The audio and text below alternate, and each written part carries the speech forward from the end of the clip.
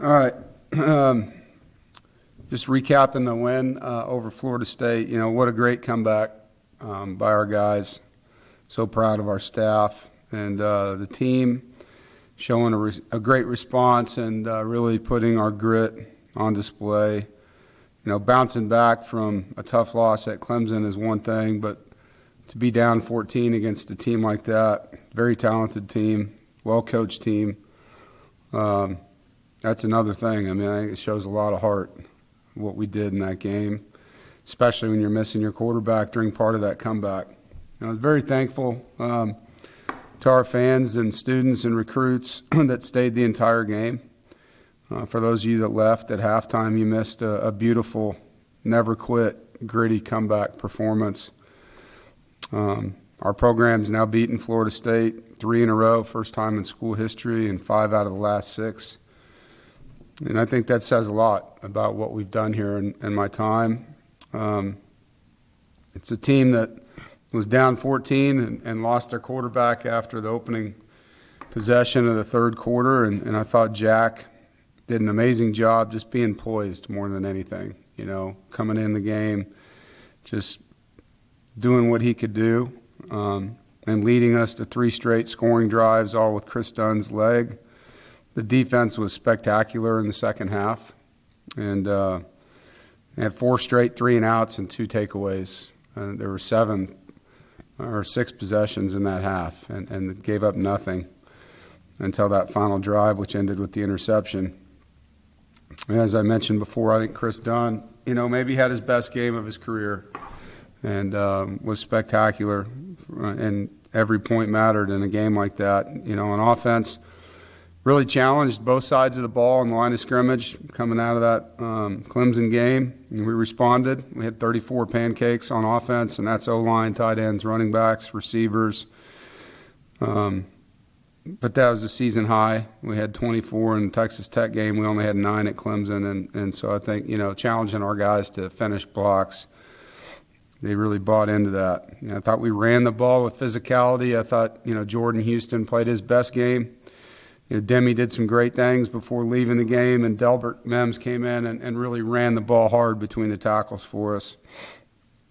We were 100% scoring in the red zone, like to get more touchdowns, but we did capitalize on points, and the time of possession in the second half was huge. We had the ball for 20 of the 30 minutes in the second half.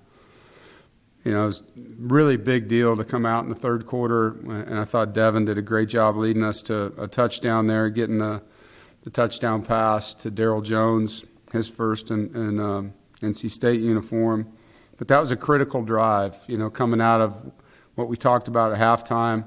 I told them we were going to score in the opening drive, we were going to have a great comeback win, and that we needed a shutout in the second half. And it just brought the vision to life. It validated the discussion. And so that was a huge, huge turning point, more than people probably understand in that comeback. Negatives on offense, we had the 1 turnover on a 4th down play. We didn't convert on that 3rd and 1, 4th and 1, and that's on us as a staff to help our players more there. We called 2 straight passes, and not that they weren't good calls. The one on 3rd down was wide open, and their DN batted it down. That would have been a huge play. But we can do better there. I thought our 3rd down offense could be better. Too many 3rd and longs is part of that. Losing your quarterback is never good. Good news is his shoulder is good. All the images were positive. It's a rehabable injury, and that starts immediately.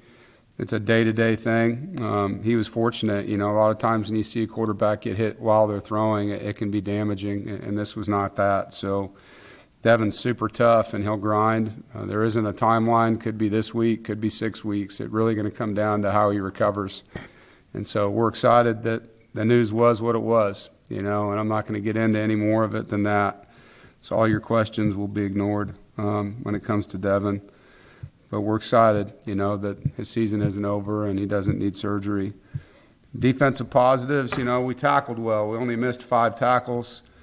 We won the line of scrimmage. There was a lot. If you just, hit play and then pause, you'll see us in the backfield a lot and disrupted a really good run game. They were averaging 200 yards going into our game on the ground, and I thought the guys really screwed up the timing of a lot of their plays with disruption.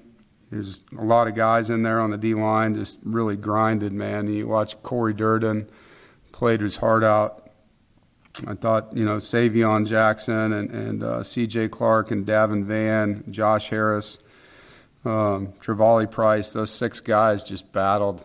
And the linebackers played downhill. Thought Isaiah Moore and Drake and Peyton were all productive. But the second half shutout was impressive, and the 2 interceptions were critical. Negatives, we gave up, 5 explosive plays in that second quarter, and that's really what changed the game there from a defensive standpoint. They did make a couple nice throws, and, they have the one giant receiver that jumped over us a couple times, and that's what he's done to everybody. When you have a 6'7" guy, that's going to happen. But we just lost our gaps a couple times on the line of scrimmage, and I think the guys understood it, and they fixed it in the second half. Special teams, it was a back-and-forth night. I think both teams really did some good things. Obviously, their punt return special play they had where their team, faked like the other guy was getting it, and that was well done by them. We had a really good night on our punt return, pressuring their punter. He had a 28-yard average, which sets up our offense pretty well. But it was a good night. It was a good night. I thought our kicker was the difference for us. Getting ready for Syracuse, undefeated, ranked in the top 20, very balanced on offense. Robert and I, the offensive coordinator they hired, is a really good football coach, and he's made a difference in their offense. Quarterback who last year I thought struggled throwing the football, is 70% completion rate. He's playing really well. He was a dynamic runner last year and still is. And he's a North Carolina native. I know this will be a big game for him. Tailback Tucker leads the conference still in rushing, and the receiver Gadsden, 6'5" receivers, making a lot of plays. They move him around. Defensively, they're similar to us, 3-3-5, different in their approach. They're smaller body types. They're very quick. They angle and loop and stunt a lot with their front. Their backers have been there a long time, and they're really good players at linebacker. They make a lot of plays. Their corners are productive. They do a nice job disguising zone coverages and man coverages. They lead the ACC in almost every category on defense, and so it's going to be a great challenge for us offensively. And I know it'll be loud in the Carrier Dome. It always is. Dino's done a great job with his team, and with the staff changes he's made, you can see it's made a difference. So we look forward to another great week, another great game, and a competitive game against a really good team that's well coached. Questions? David, you want to start us off? Sure, Annabelle, thank you. Hey, Coach, I know you won't provide any more information on Devin. Demi went out as well as Devin Carter on offense. Do you have any updates on their availability for this week? It looks good. Both of them are okay. It's just that time of year. Sometimes guys get sore, and they'll work hard to be back. We expect to have them both. John. Hey, Coach. John Eads with WAR Radio up in Syracuse. I'm working on a story about the number 1 jersey. So can you kind of just explain to me how that all came about, what that's all about, and then why Isaiah Moore exemplifies the traits to earn that number? When I got to NC State, I was just looking for some things programmatically that we could make special here. Having 2 years at Southern Cal, there was some really cool traditions they had about jersey numbers and guys that got to wear them. And so, I was just thought it was an opportunity here to do something. I was trying to build a culture and a program at that time. And so it was a way to put a jersey on a guy that exemplified everything we were looking for, and not just a player, but a teammate, that did everything right on and off the field. He was a leader. He was consistent. And Isaiah earned that, now his 3rd year in that jersey. But through everything that he's done, and everything that he's overcome, and he's a dominant player and a dominant leader and an impressive human being. And so he exemplifies that. He's definitely got a legacy with it. And, You know, and that's what I ask for all our players to do. You know, whoever has to wear that next has a lot to live up to. James. Dave, I know against Florida State you didn't need Jack to pass the ball a lot, and if he has to play this week against Syracuse, have you seen that element from him in fall camp and obviously when you were watching him at Charleston Southern? Yeah, and I mean, Jack's had 400-yard passing games before, you know, if you go back to his career. So he can throw the football. Our run game was playing really good, you know, in that game, and we were 200 yards rushing, and, you know, the way we were looking at their front and how tired they looked, I mean, it felt like we were doing the right things and matchup-wise. So, but, yeah, if we're going to have to get into a game and chuck it around, we feel great about him. And MJ's going to have to be ready to go. Ben Finley's going to have to be ready to go, you know, and everybody's on deck as we get Devin ready to play. Alec. Yeah, Dave, you mentioned Chris Dunn, and I think, you know, we saw the other side of that with Florida State where they throw a pick when they were in field goal range. Just for you guys to have that consistency and that faith in him, just how much has that meant to the program and the success you guys have had over the last couple of seasons? He's Mr. Reliable. I mean, I think people take things for granted that they have, you know, and I don't take Chris for granted. Like it's a luxury to have somebody like that. You know, we've all seen what happens when you don't. You know, there's games you don't win, one-possession games you don't win, and it makes you a complete team, you know, when you have the ability to make field goals, you know, when you don't get touchdowns and not have to go for it all the time on fourth down because you don't like your odds. And, yeah, it's awesome. And his leadership in that room, the way that, you know, him and the specialists gel and the way our players pull for him, I don't know if you saw that, but, I mean, the number of guys that ran out on the field to congratulate him after making some of those kicks in the game, offense, defense, you name it. You don't see that everywhere. I mean, you see the guy makes a field goal somewhere and him and the holder have some goofy handshake, right? And then a couple guys pat him on the helmet and he jogs back to the net. Nobody talks to him. Like, that's not how it is here. You know, Chris is somebody these players love and we all pull for. Aaron. Yeah, Dave, I know that the offensive plan might have gotten adjusted a little bit with Devin's injury, right, you know, the other night, but you ran the ball really well and effectively, and part of that was by necessity, I guess. But beyond that part of having to go to it, what did you like about the way you guys ran the ball, considering it was the best performance, considering the stakes and the level of opponent that you've had on all year on the ground?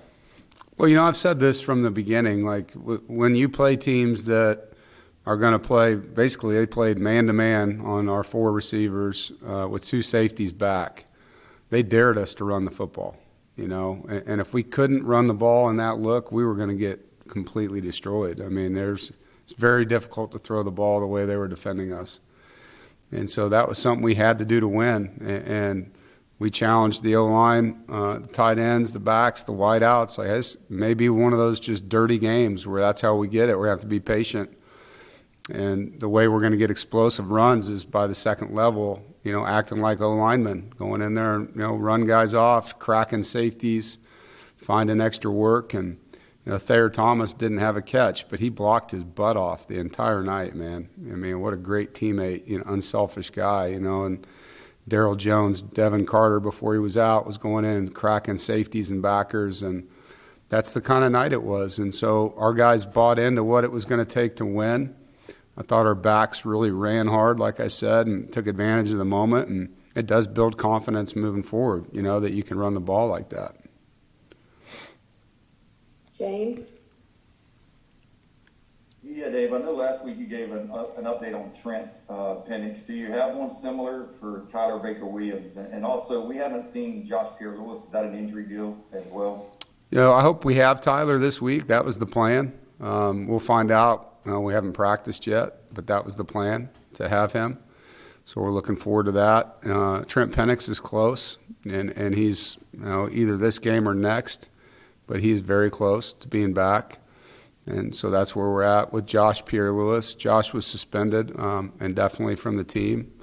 That happened 3 weeks ago maybe, before Texas Tech. And, you know, that's an indefinite suspension. Thanks, Dave. Yep. Corey? Dave, looking back at the last two games, obviously one of the areas where the defense has struggled has been, in containing quarterbacks with DJU and Jordan Travis having some big run plays during those games. How important is that going to be this week against Garrett Schrader, another guy that is a dual threat quarterback? Yeah, Garrett's playing really well for them and extends plays. And, as you saw the other night, their quarterback got out on us a few times, and that's a huge deal. I mean, you always have somebody accountable for him, but it's not just being accountable. You got to make the play, and a couple times we didn't. And so, now we have an option to do that as well if we're playing without Devin. But, it's 11-man football in the run game, and sometimes the runs, as you know, are just created in a pass where a guy drops back and takes off. So, yeah, we have to do a great job, with their quarterback of not allowing him to get out. And, if we end up in that situation, making sure we have opportunities to run ours. Ryan? Yeah, Dave, don't want to ask about the specifics with Devin. Obviously, you addressed that. But is he a guy who has to practice, or given the experience that he has, is he a guy who can just play? I don't know how you judge that in your program.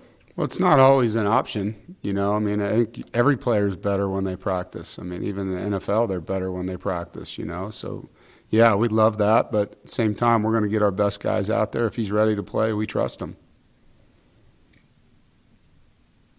And that's a decision you'll make. Sorry. That's a decision you'll make, the trainers will make, Devin will make. Who makes that decision? Well, it always starts with the doctors. Yeah. Thank you. Tim Peeler? Hey, Coach, hope all is well. Just wonder if you could go back to your first trip up to Syracuse, what the importance of that game was, the importance of Farrell McKeever's play that he made that helped turn that around, and Yeah. The difference of where you are now. That was my first ACC win. That was a heck of a play by Farrell, and I think it was Halloween, if I remember right. That was the night my son was dressed up like a piece of bacon, and Connor, that was pretty awesome. He came into my press conference dressed up in a bacon suit. I still remember that. It was pretty sweet. But, yeah, it's always big to get your first conference win and to do it on the road and do it with a defensive score. Momentum builder for sure. And I think that was just, the first of many steps that we've taken. You get one ACC win. Now the guys believe they can get more.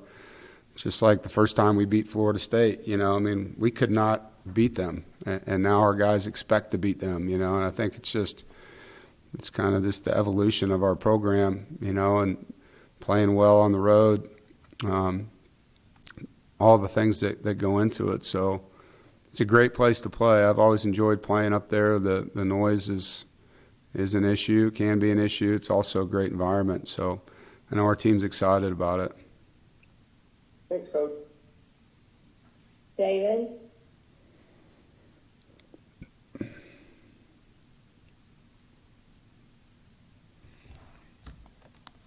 you muted, David?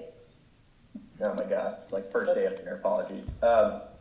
Regardless of Devin's timetable for return, how does his history of recovery and coming back from injury and his knowledge of rehab really kind of help him during this time? Yeah, it does. I mean, he's in a good spot mentally. He was thankful to hear that it wasn't bad, and not that anything's good, but, it could have been a lot worse. You guys saw the hit. And so I think he knows what he's got to get done. He'll be down there. He trusts the trainers that we have, and, he'll be after it. And I think, what you said probably is pretty real. When you're never been injured in your life, first time going through something that's different, he's got a lot different injury when he hurt his leg, but he's got the recall and, just the steps and what he needs to do, and not just the physical part. I think for injured players, the mental part's big, just not getting disconnected from your teammates, So I know that won't be a part of what he does, and I mean, he's going to try like heck to get ready, So I think that's the biggest thing. Is the last one was you're done for the year. This one isn't that, So he's got a lot to be motivated about in this recovery process. James? Dave, I wanted to ask you your thoughts on the Shaheen battle targeting call. I don't know if you had a chance to watch it back. was it? What, just your thoughts on it and how that might impact you guys this weekend? Yeah, it's unfortunate. We did turn it in. We used the appeal process, and they confirmed. I've still not seen an angle that tells me it was, but it's not because it wasn't. I just haven't been privy to that film, I guess. It's hard when you're hitting a player that is changing elevation on a play, and that's, as you leave your feet to go tackle somebody when they're at 5 feet, and then they slide or they, start falling, and then you hit them in a different place. That's a challenging thing for any tackler, and so Shy's penalty, it was targeting, I guess, by the letter of the law. I do wish that there was a different way they could view some of these. There was no intent, and I think that's what the rule was put in place for, from a helmet-to-helmet standpoint, or a guy launching himself and trying to injure somebody. There's, that was a very challenging play to make. I mean, Shy's head was up, his eyes were up, all of those things. So that was a tough one. Always hurts when you lose a good player for half the game, and so last week we lost Pitts for half the game. Now we'll have Pitts this week and Shy's out. It's like their role reversal here. But we'll be okay depth-wise, and, Shy will work hard to be ready in the second half, and it is what it is.